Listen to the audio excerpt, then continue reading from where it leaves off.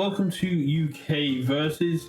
With the Denver Retro out of the way and Response on Play picking up their champ, I decided to go back a little bit further to February and get an interview in with Cody, the current reigning World's Retro Champion.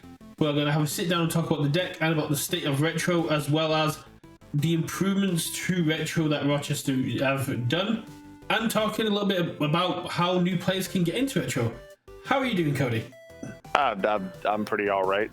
No, this is our second take because I completely forgot to undo my mic.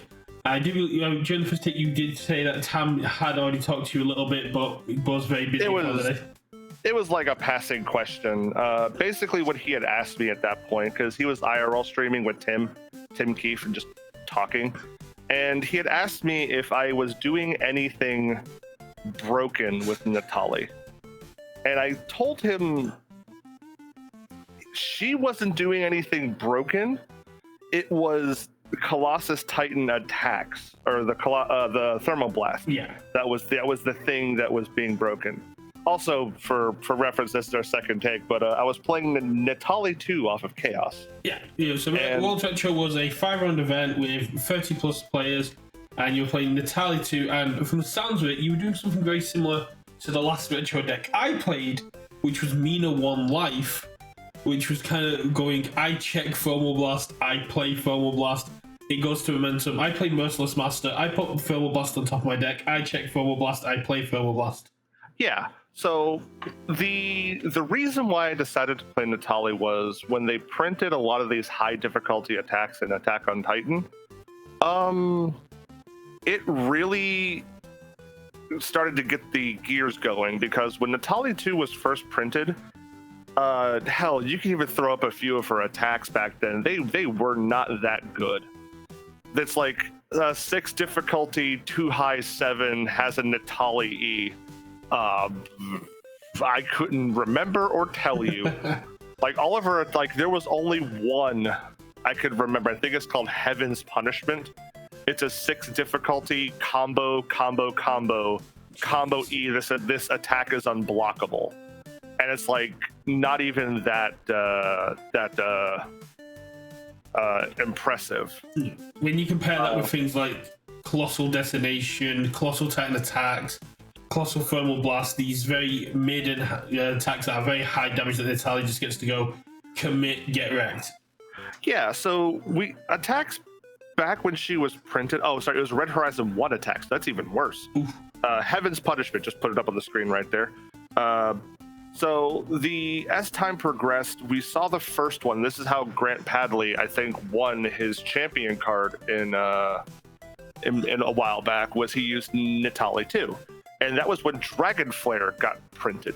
And Dragon Flare was an 8 difficulty, 8 mid 8, stun 2, and said E, your opponent loses 2 vitality for each momentum they have. Oh, and during that particular era, attacks in general did not have a high bar to pass. You would often have like a Trinity Geyser or a How Ryoken that kind of like, they were good, but then the rest of your deck was like, okay, but what else is going with it though? Like you would have Nivos and Hien, Shippu, Ryuj, and Kyaku, and then you go, well, what else does my deck have? And the answer is, not that much, to be honest. And it's one thing I'll appreciate with Attack on Titan, and one of the very few things I'll appreciate, is that they made those high difficulty attacks feel good. They made it feel good to like, oh, well, it's on a 7, but it checks a 4, and you kind of have to give into the gimmick a little bit. Now, the problem with the particular deck was, I would say Thermal Blast caught a ban for a good reason, because typically what happens is when stuff like that tends to crop up, you become too focused on it, and that just becomes the main gimmick, and the consistency becomes too great at that point, right? Yeah. So most of the time, and to be honest, I will say it in defense of the other side, play a devil's advocate here.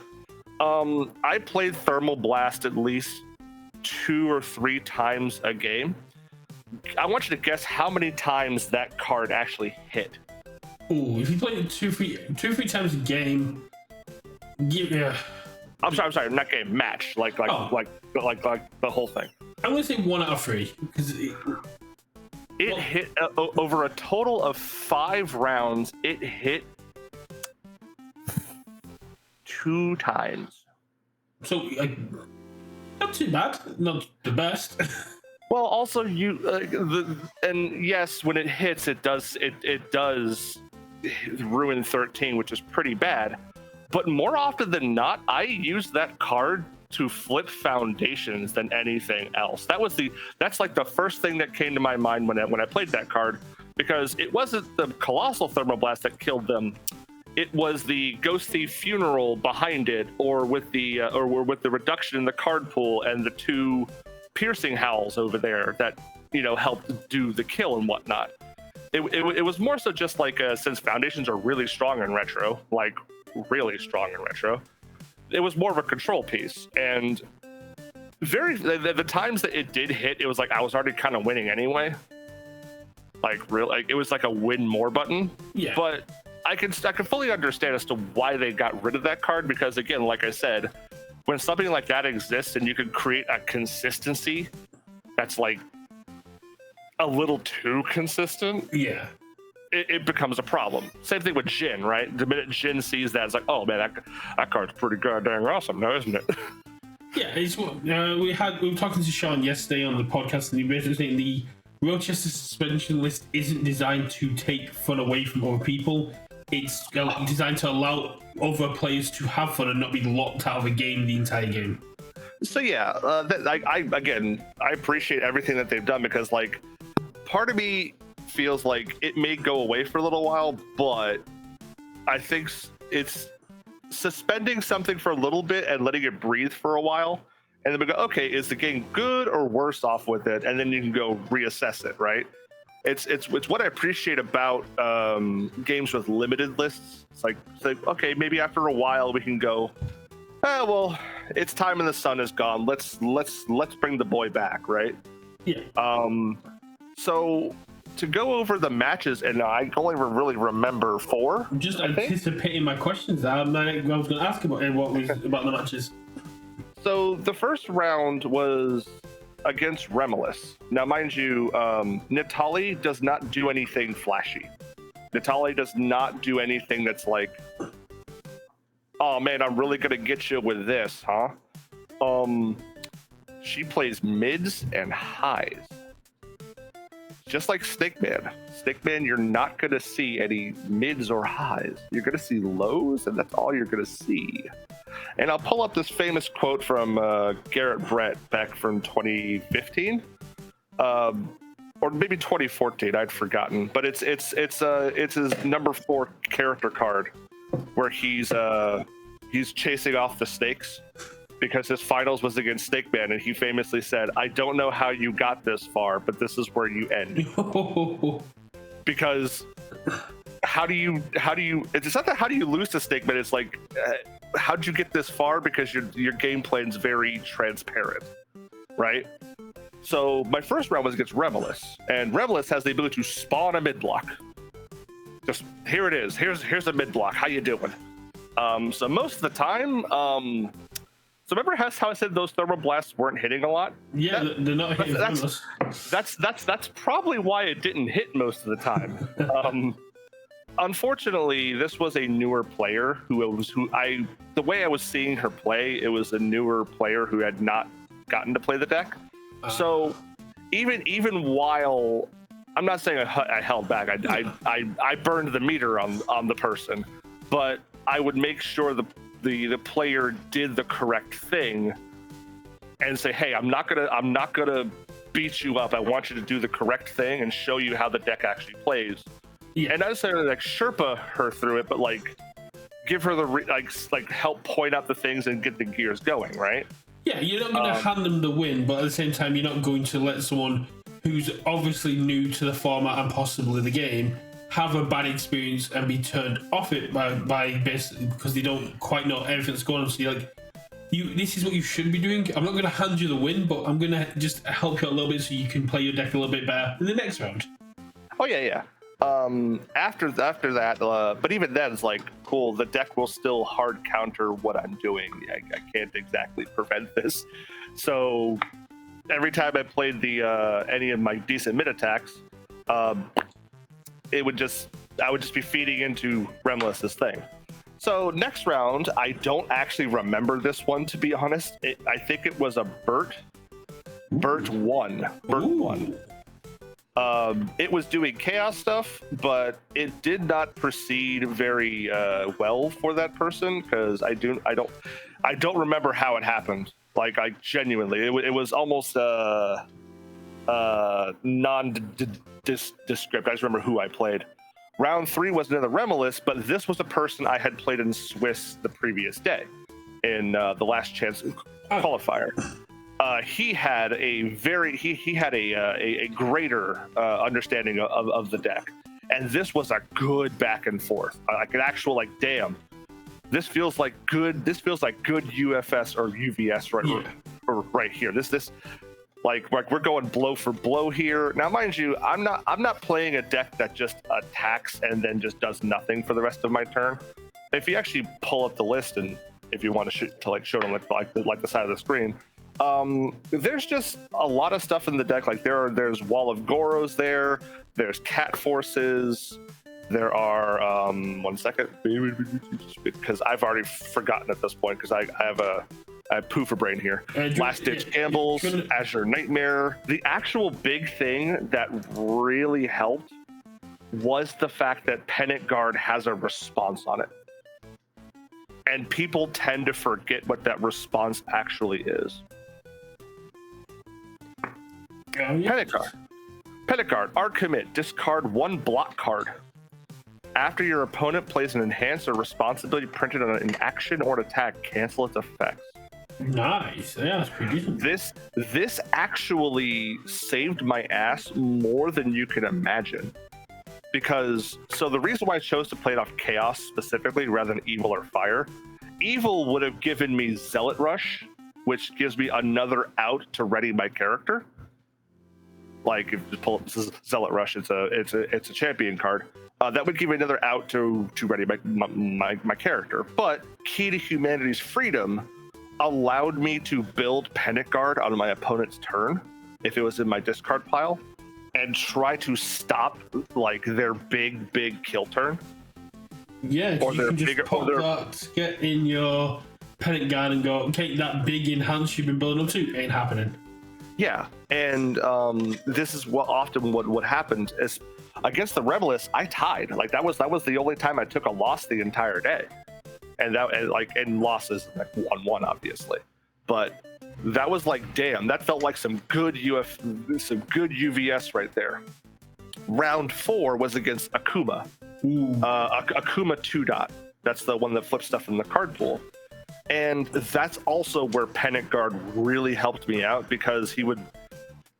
So, and this is actually like a real good example of the difference between retro and standard, right? Akuma is an all-in deck, right? He's going to play, and he's going to do his thing regardless of whatever you got, right? And the big thing to remember is that in UVS, you have 2 health totals. You have Desperation and Dead. Desperation because there is a visible thing that changes during the game. Otherwise, your health total doesn't matter. And then obviously Dead because you're not here anymore. You can't play, obviously. Yeah. But so in standard at the moment, attacks tend to be very lethal and very swingy. But in retro, if you manage to block that one thing that's gonna kill you, like, yeah, sure, you can take a hit here, you can take a hit there, you can take a poke, right? Because attacks tend to do more in retro. All you gotta do is block the thing that's going to kill you, or the things that are going to kill you, right? So people tend to make the mistake against Akuma of trying to block everything. And he gets to flip and basically either counter your breaker or drop your block so you can't like try and do stuff to him, right? You could just take 1 or 2 of those hits. Because what does that do for Akuma? Yeah, it's one of the things I notice new players struggle the most with retro, is remembering the health toll is a resource. They kind of get so overwhelmed going, these new these are all new old attacks. I don't know what to do. I'm kind of scared they can overcorrect and try and block everything rather than going, I can afford to take this, it's fine. Yeah, because what happens with Akuma is he wants to have those face downs. He wants to keep putting those things into the card pool. So what do? You give him some progressive difficulty. Because if he's never able to flip his thing and you try and block him, he's never going to get his resource that he needs for the giant Congo, right? Yeah. And it was one particular thing with Panic Guard was when he went to go use the enhance to clear all the cards from his card pool to play the Congo. I just negated the enhance, not the powerful. Yeah, so because if he clears his pool, he can try and play other attacks at that point, or he's getting more damage as he keeps playing, right? Yeah, so if I had canceled the powerful, it's like cool, he's gonna play foundations now. Yeah, because if you cancel the enhanced, the cards stay in the card pool, but if you cancel the powerful, they've already been cleared as cost. Yeah, so it's like if he's gonna clear, I'm gonna make him to where he can't build anymore. So that's like a very good way to go, okay. Now, the player did make a mistake at some point, I think it was during game 2, was that he let me block the Congo with a reduction. Oh. And it wasn't the only card in his pool that was face up. That was the problem. So typically with Akuma, how you actually want to play Akuma is never let your opponent block you. Flip that card. I don't care if he's hitting him for half or not. Don't do it. Don't let him get no breaker. Don't let him get nothing on that attack. Except it wasn't the only card that was face up in his pool. So he had flipped an earlier attack to give it -2. It's like, okay, cool. I'll commit 2 more foundations. Breaker 2. All right, you're not gonna be able to play anything now afterwards. Yep. But because I ran things like Wall of Goro in the deck, I was still able to take a few of his pokes here and there, and like, all right, cool, I can take it off a little bit. And what it eventually happened was he hit me with he tried to hit me with a Tagura Brothers to try and get rid of Panic Guard. And I said, all right, that's fine. And then I E'd with Key to Humanity's Freedom and just played the Panic Guard again back into my stage. I was like, okay, I'll stop it. I'll stop another E at some point or not, right? And it really came down to like the only way to. This is my personal opinion. The only way to play that Akuma deck is to play 2s and 1s of sadistic ways and Coffee Samba and just drink the poison. Just get all the 2s and 1s in here and just make it happen. But that felt like a good indication of like, man, this game's a lot different than what I played yesterday. As for the finals, was against Rando. It was against one of the final round guys, and this is what the game was over in 8 minutes. It took us longer. It took us longer to shuffle up and like draw our cards than it did for the game to end. And this is actually where I kind of want to like, for anyone playing retro, like, and this is something that's like the key to some of UFS's design, where the design is good, right? UFS is designed in a way to where the back and forth between players is very important. I do something, you do something. I do something, you do something, and that feels like I'm interacting with a person, not just like they're here saying pass, right? Yeah. And what happens is, in retro, defense is just as free as offense. So like if you're doing something for free, I'm also doing something for free, and we have to actually expend resources to try and kill each other.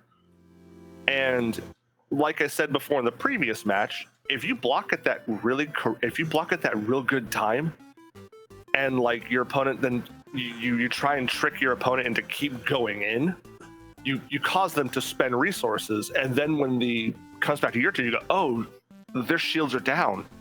I can backswing and I can make this happen, right? And that's where the real good part of UFS comes in. Like that's like, okay, it's like a boxing match, right? Like a weave just enough and take a little hit here, but I can kind of get him in like the sternum or something.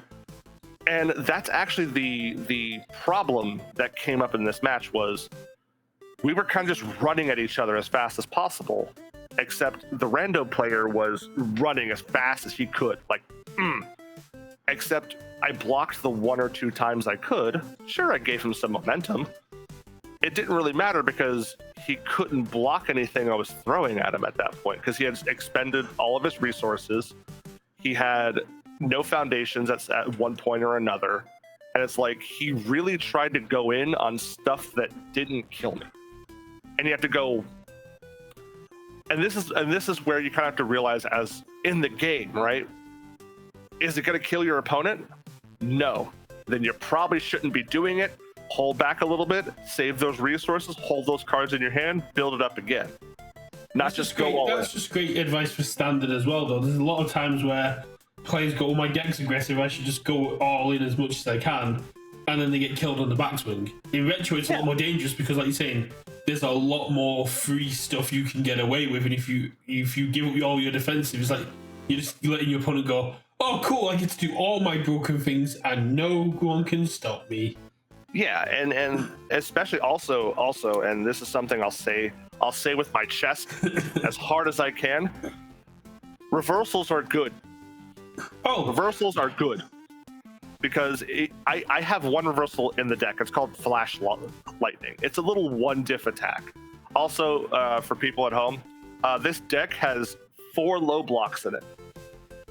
And that's Flash Lightning? And it's Flash Lightning, but it's got 4 low blocks, but damn, those 4 low blocks are good though. But reversals tend to put pressure in some fashion onto the game. So what happens is I would sometimes just reversal with a Flash Lightning if they were just poking with me. You know what that does? Gives me a momentum next turn. And they go, oh, it's a 0 mid-3. What am I going to do? Well, if you block it, it's going to go to my momentum. If you don't block it, it's going to go to my momentum, right? And then if they blocked it or try to again, it requires input from the opponent, right? But what in general just happened between me and Rando was I punch him, he punches me, I punch back harder because I have all my foundations ready and he has nothing to block with. And it was over almost instantly. And the comment he made afterwards was, oh man, you could do what I do with 2 less cards. I was like, yep, it just requires Natalie herself and her asset. Sometimes I can loop the asset multiple times, but that's because there's a non-unique foundation that just allows me to, right? And to be honest, when the symbol chaining was when off-symboling was allowed, I would often use Key to Humanity's Freedom and bring up Zealot Rush just to draw a card. Not for anything else. But overall, and in general, retro felt real good. Did you manage to hit Rando with his own reduction? Oh, actually, to be honest, I blocked with reduction. I went, oh no, I'm at desperation. That's bad for me. Oh no. Because obviously he works when he does desperation. I was like, oh wait, no, I don't want that. No. Oh no. He's gonna have lower difficulties now. So if a new player was looking at getting into retro, where would you advise them to start? So if you want to start retro, I would say in terms of finding a character, I would just hit the retro button and then go back to Libra of Souls and backwards, because that's pre-MHA. That was the last set for MHA. Well, aside from like the DLCs, find something that you think is broken, because then it probably is, or it's about on par with everyone else, because when everyone's doing war crimes, nobody's doing war crimes. I would say pick a character that you think looks cool.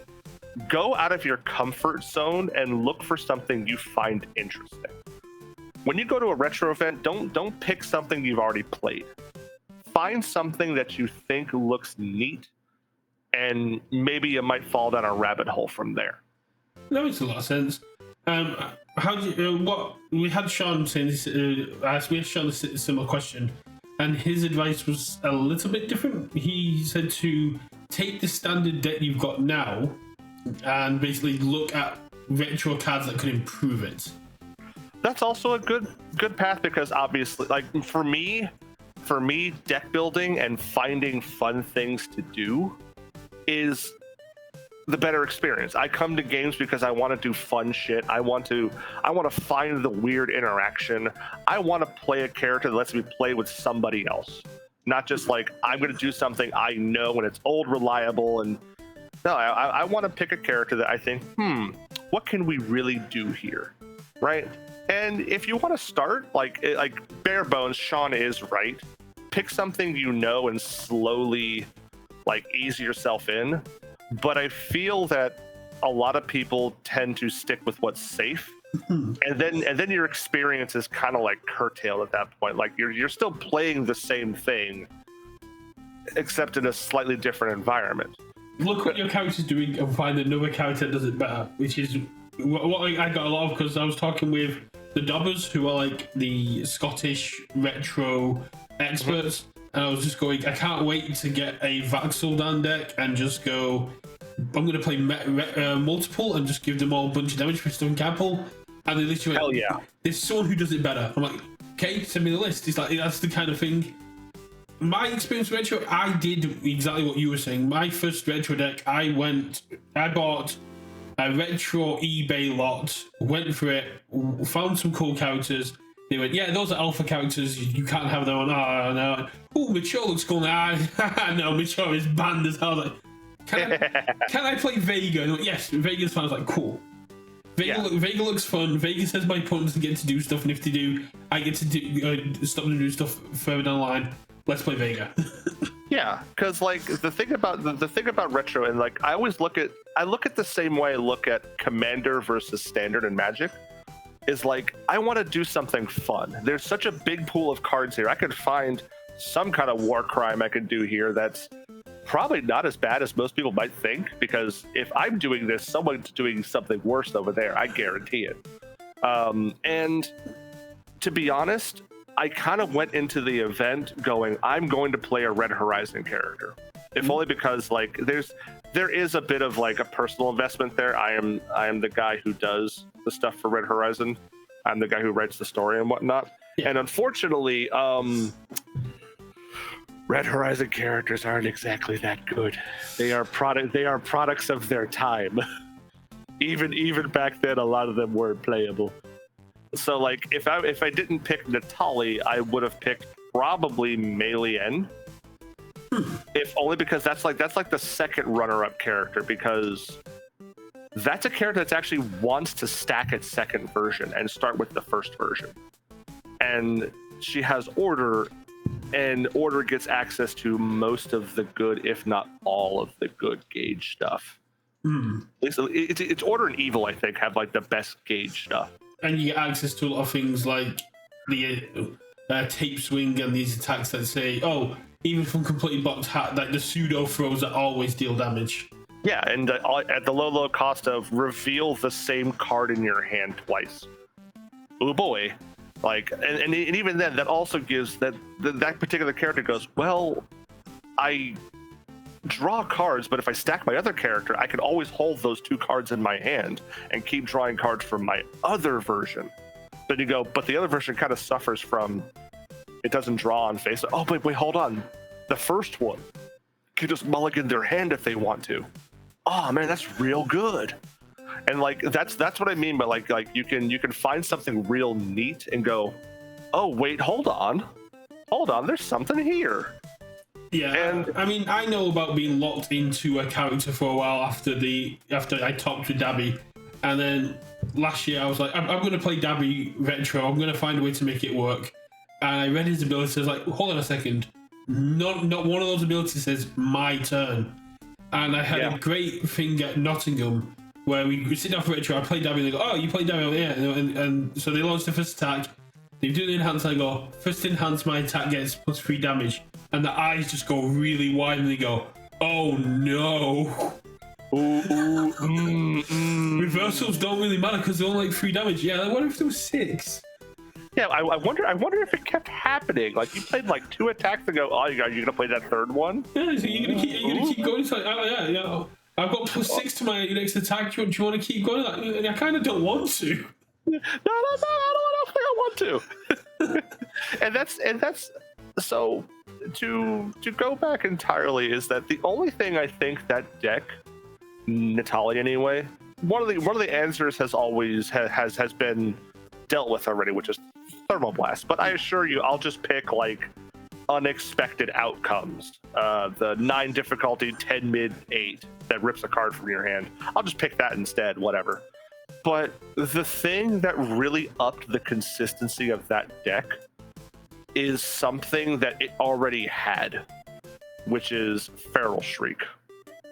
So Natali always had access to Balanced Fighter, and Balanced Fighter to me has always been like, it always skirted that line of, man, this card's really good, to, it's there.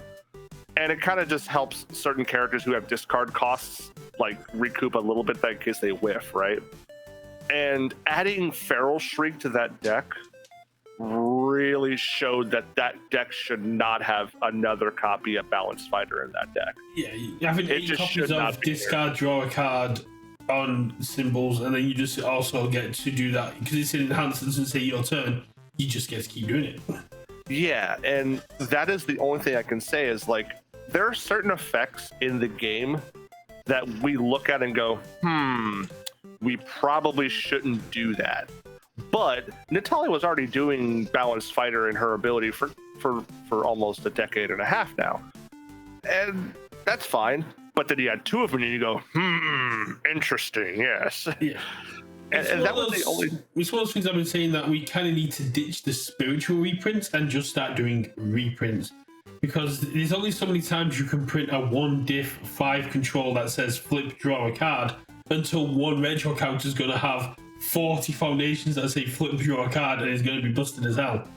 Yeah, so that's actually something I kind of want, and it's the only problem that our game suffers from, is that a lot of our stuff is IP locked. Now, foundations are real easy to just keep doing. Like, yeah, sure, a chivalrous competitor, you can put anyone's face on that, right? But you can't put anyone's face on something like Trinity Geyser. No. That's a specific thing coming from a specific person, or Ryu's Hadoken or Ken's Hadoken. When it comes to attacks, it's like you can't really do those. But foundations, though, you can probably do that all day. And I would say, yeah, reprint Balanced Fighter. Now, mind you, not in this current day and age, because there are plenty of characters that go discard 2, draw 2. Yeah. Oh wait, hold on. No, not that. No, don't do that. But the only other thing I can say about retro is that I appreciate retro more than standard, because much like I was saying before about with Rando, is that offense in standard is a little too free. Like there are effects that kind of, like, you guys hit the button and it does the thing. There's no real, and Bromley from Unfun Stuff, and he's a local and friend of mine, is that like he posed it perfectly. A card is supposed to ask you a question, and you have to provide the answer. He used Portal Kick, for example. Portal Kick is, if you have more characters in your discard pile than your opponent, draw a card. Nowadays, cards that just say do the thing, it doesn't pose anything. And offense in the game currently is way too free compared to the defense, which requires investment. So playing in the LCQ the previous day, it was like we're all just hitting our buttons and we're just going. Yeah. Like we're all just going top speed here, and until one of us falls over. I felt I had almost no agency during the LCQ. It's like my opponent's going to do that thing. I'm going to put my hand down and watch him, and just watch him do his thing. A bit like solitaire kind of thing. Like, can you kill me? No, well, I'm going to try and kill you. And that. Like, there was at one point during the LCQ, was like, I played Always Cool, and I removed it to stop his attack, and I go, yes, interesting. And then he played another attack and just killed him, just murdered me. I was like, what else could I have done? And the answer is not a whole lot. It was my whole issue with the world's meta going in. Either you were pushing buttons and killing people, or you were investing so much in defense and trying to stop them. That was your game plan, and if you didn't have the ability to invest and push buttons, you just died to the former game plan. Yeah, and in retro, almost every enhanced stuff felt important. There were times where I was discarding cards to ready Azure Nightmare just so I have the extra plus to block, or just discard with a Dreaming of Becoming Whole, discarding a momentum to ready 2 foundations because there was 2 copies in play. It's like those are defensive cards that are really good, but also they're useless on offense. In fact, the response is typically a defensive ability more than anything else. It's like, cool, you stunned me out, I discard momentum, ready this foundation. Oh yeah, sure, my next check is +1 to play an attack, but that doesn't matter on your turn.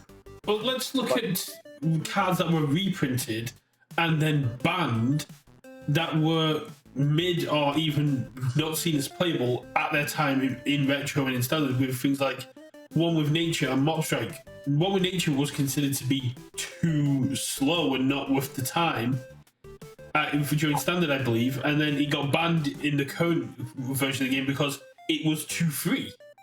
Yeah, like I would run like maybe 1 copy of One with Nature. Like, oh look, +2 on occasion. Like, it's because I could put a foundation that does more.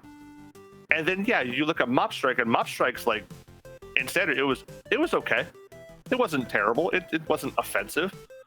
But more often than not, it would just randomly hit something that they probably like. It would hit a reversal that they're about to play or something. It's like, oh well, that felt bad. Well, I guess I'll still just try and block anyway. Versus, oh, you accidentally hit something in my hand, like my Genkai's Guidance or my Showdown or something like that. Yeah. And that feels a lot worse because of this insular, like Showdown wasn't even played when it was legal. Oh. Very rarely. Very, very rarely. And even then, like, I think during Worlds Nats 2018 on teams, the Johnny Cage player that we had on our team, he played like 1 copy of Showdown because he would just block with it and just commit foundations. That was it.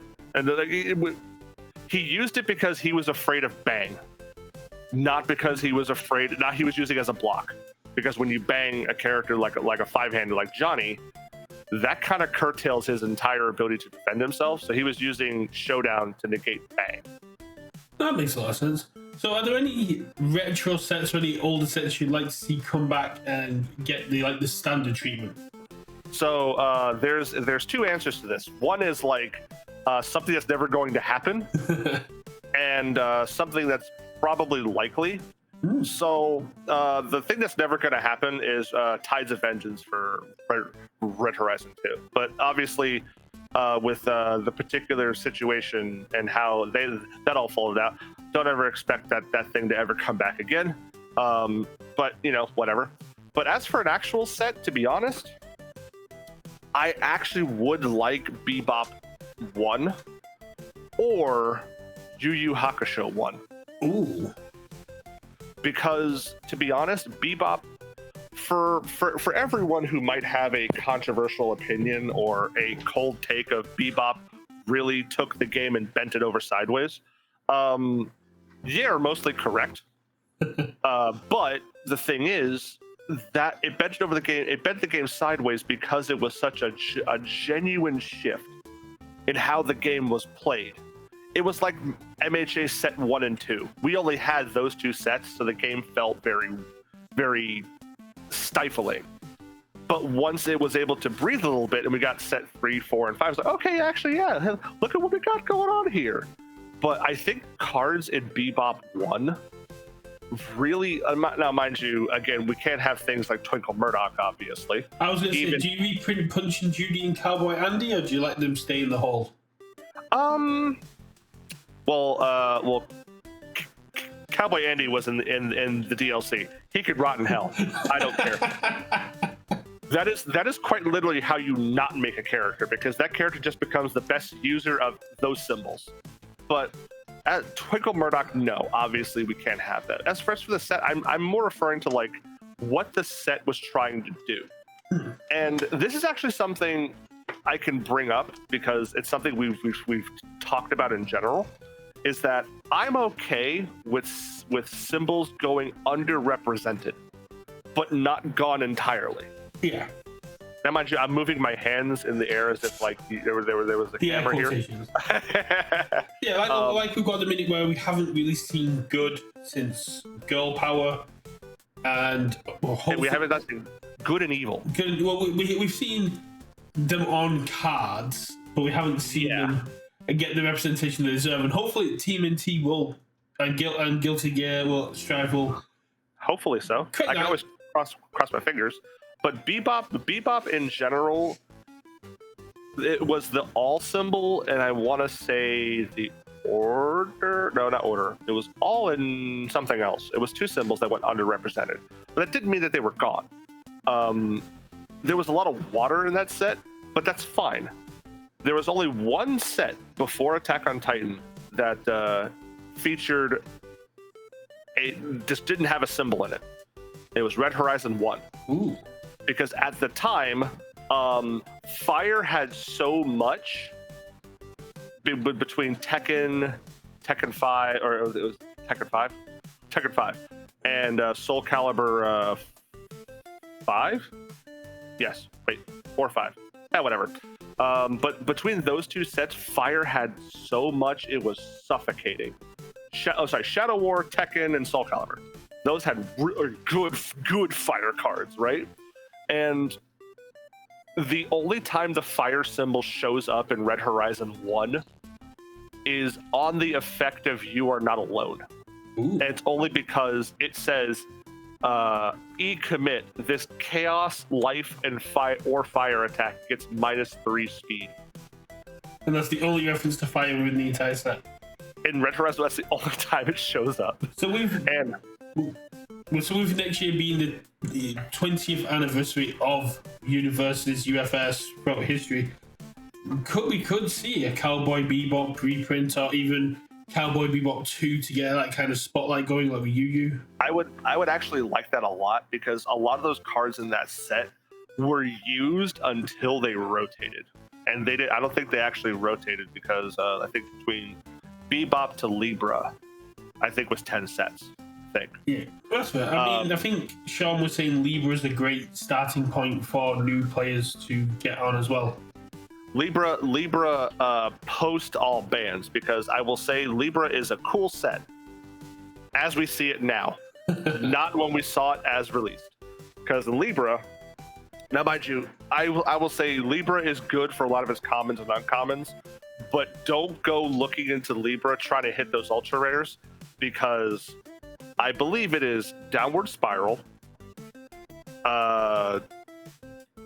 Scarlet Meteor, and like maybe 1 or 2 more ultra rares that Shield Big Bang, Owl Shield, and Omega Sword. There's just I'm pretty sure there's like 5 or 6 cards in that set that are banned.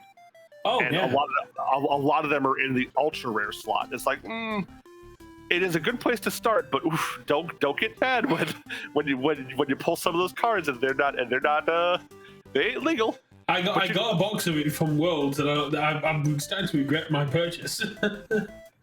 Yeah, and unfortunately that set was like cranked out of the gate, and we all kind of knew it. And I'm surprised, to be honest. I was surprised it took like a year or 2 for Scarlet Meteor to get banned, because in the Retro 2020 series, which, if the people at UVS Games are listening, we're all still owed that mat. And I'm not going to forget it. Everyone who was in the Retro 2020 series was promised a mat, and we never got it. Anyone who qualified for the big final event for Retro of the year was supposed to get a mat and a selection of Red Horizon 2 reprint packs, which is you picked a character and you got their stuff, basically. Oh, that's cool. And like a print to order thing. But we never got that, and I'm still holding that close to my heart. But Scarlet Meteor didn't eat a ban until like mid that event, and you look at that card and go, oh no, that can't exist. Like, there's just everything about that card is like, oof. Can't have that. But the best place to look for and to start with, I think, if to any player who's like, I'm going to buy some retro cards, is two places: Bebop, because that set just has just a lot of good stuff in it. Yeah, sure, Punch and Judy are banned and a few other things, but like the core of that set is still pretty usable. Yu Yu Hakusho 1, and a little bit of a mention on the side while they still exist, and Sean O'Brien's the only person that has them. The King of Fighters promo packs. Ooh.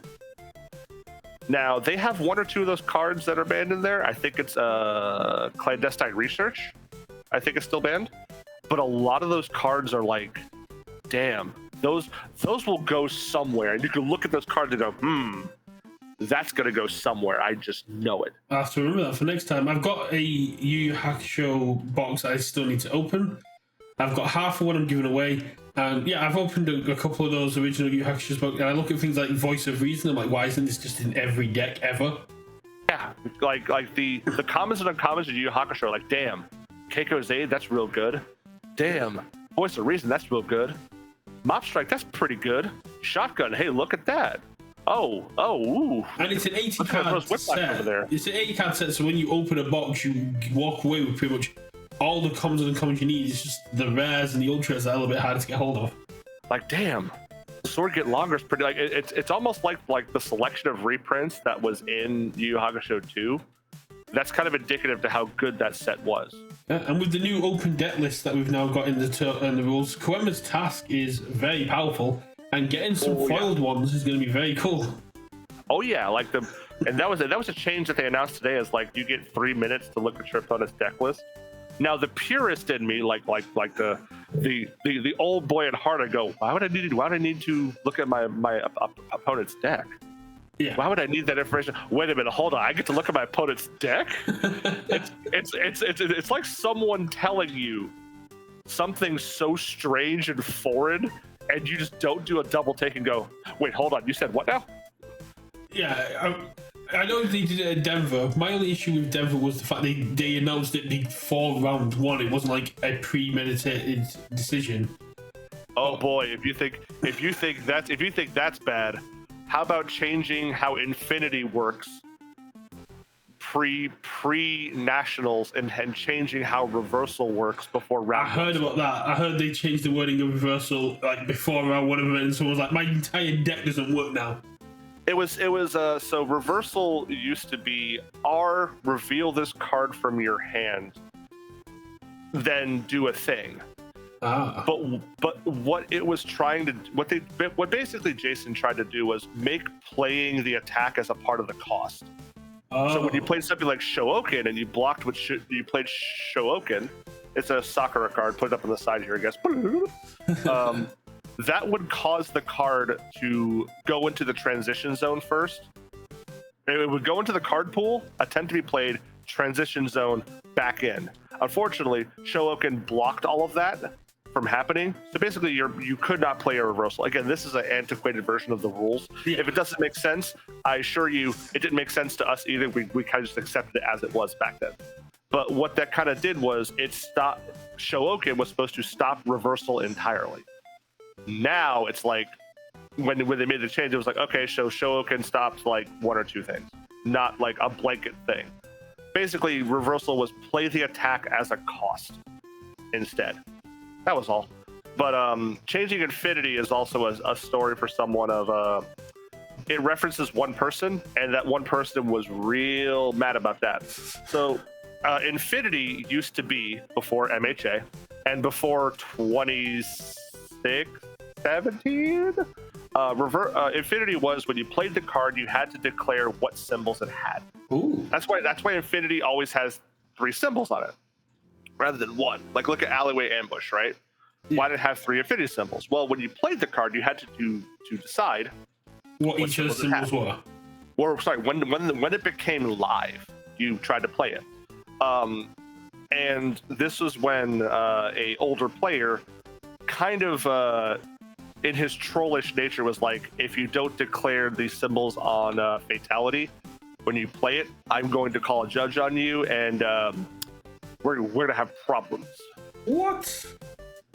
And he was doing it because he was trying to send a point, right? Yeah. Because he had gotten burned on something a long time ago where he played an affinity card and then played a bunch of cards to his card pool. And someone said, "What did you decide for that affinity when you played it?" He went, and the judge went, "We're gonna burn all those cards in that card pool because this was illegal play." And he was like, "I'm not." Again, old UFS lore here. We're talking like several layers down on like the iceberg.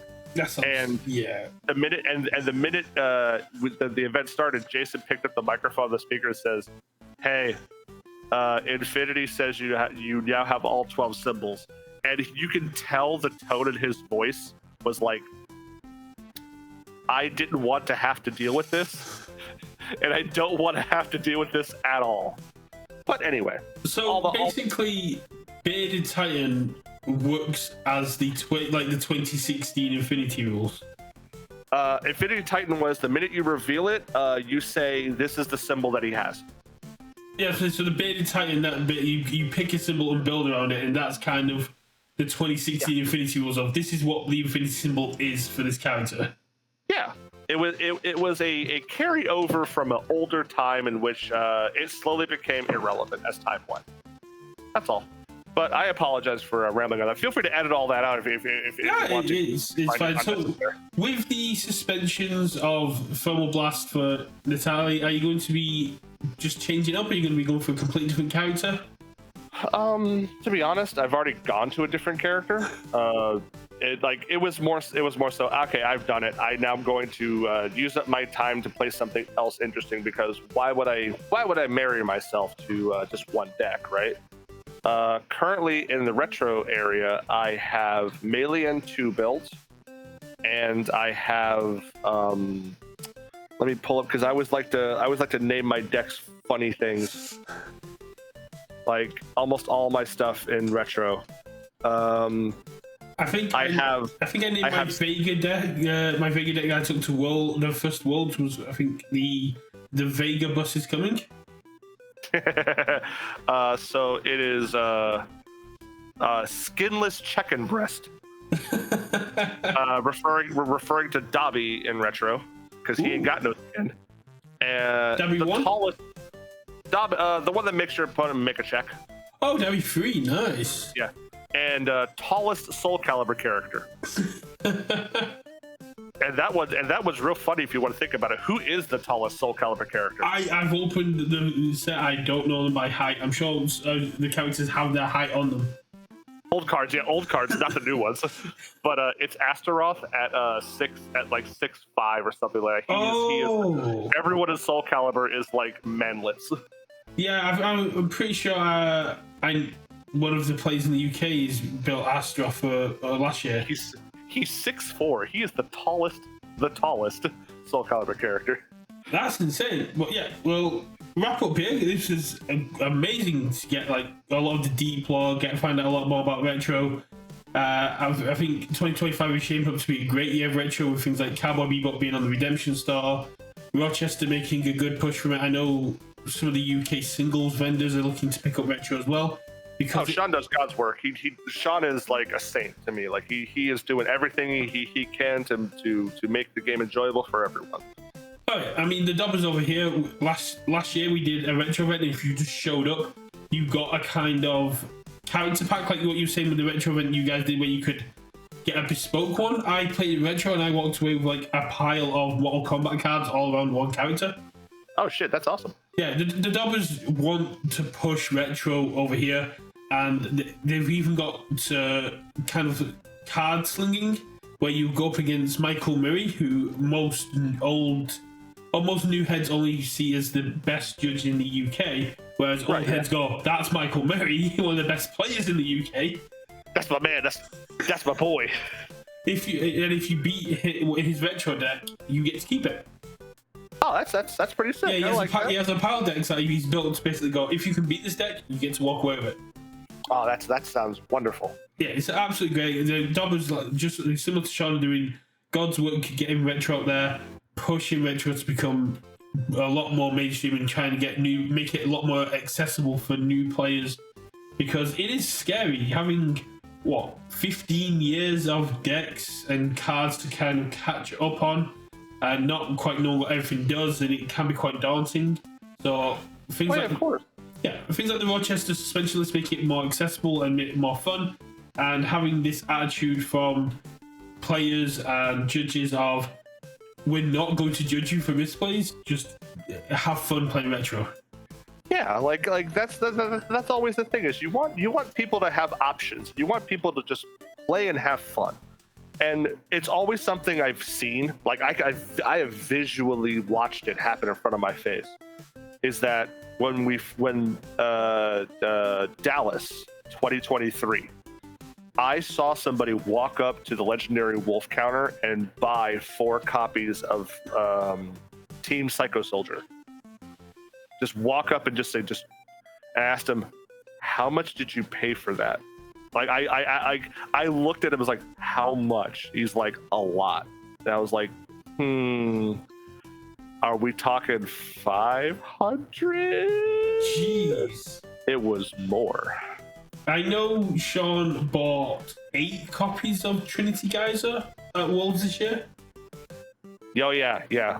And like it's almost equivalent to the Magic the Gathering's reserve list. It's like, oof, some of those are, ooh, yeah, right. Yeah, I was, when I was talking to UK players, I can't really think of many cards that break $100, and then just like Dan. They're all Austin, from Neomax.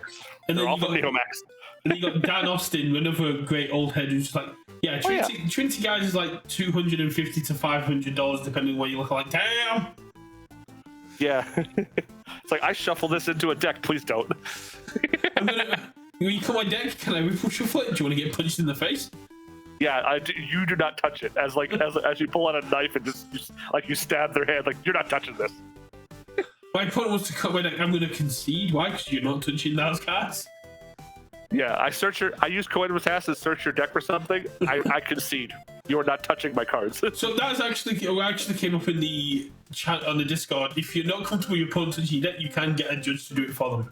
Okay, cool. Yeah, I saw you eating tacos before the round. Yeah, the judge is going to show you my deck. You're not touching it with those fingers.